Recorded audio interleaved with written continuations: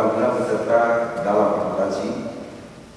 Ada yakni dari mana Aceh, dari Sabang, dari Aceh Besar, dari Pidi, Aceh Tengah, Banda Meriah, Bayus, dan Aceh Tenggara.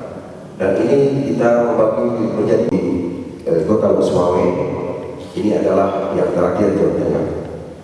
Kegiatan pelatihan ini direncanakan selama 6 hari, mulai tanggal 20 sampai dengan 20 Agustus 2015 di Hotel Balibil, Takemoni.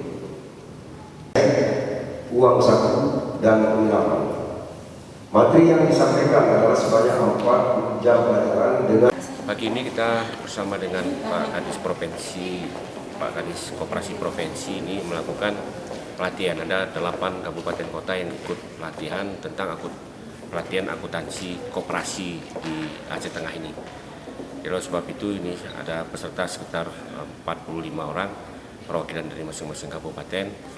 Ini akan disampaikan materi-materi referensi yang berkaitan dengan akuntansi koperasi di masing-masing kabupaten kota.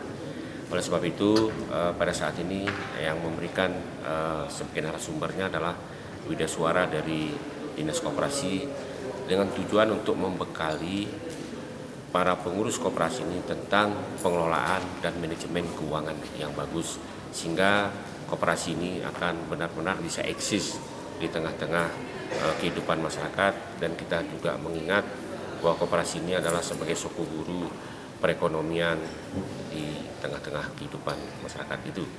Dan oleh sebab itu kita apresiasi penghargaan kita kepada Dinas Koperasi pemerintah Aceh yang telah melakukan kegiatan di sini.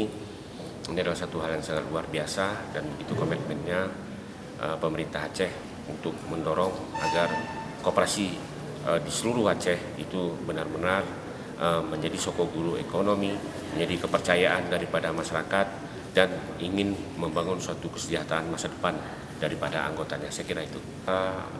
Pengurus koperasi yang mengikuti pelatihan ini, kita berharap sangat supaya pengurus koperasi ini benar-benar dapat mengelola keuangan dengan baik, dengan transparan, pertanggungjawabannya juga jelas, sehingga kepercayaan daripada anggota terhadap pengurus ini akan lebih baik pada masa yang akan datang. Itu saya. Terima kasih, Pak. Ya, terima kasih.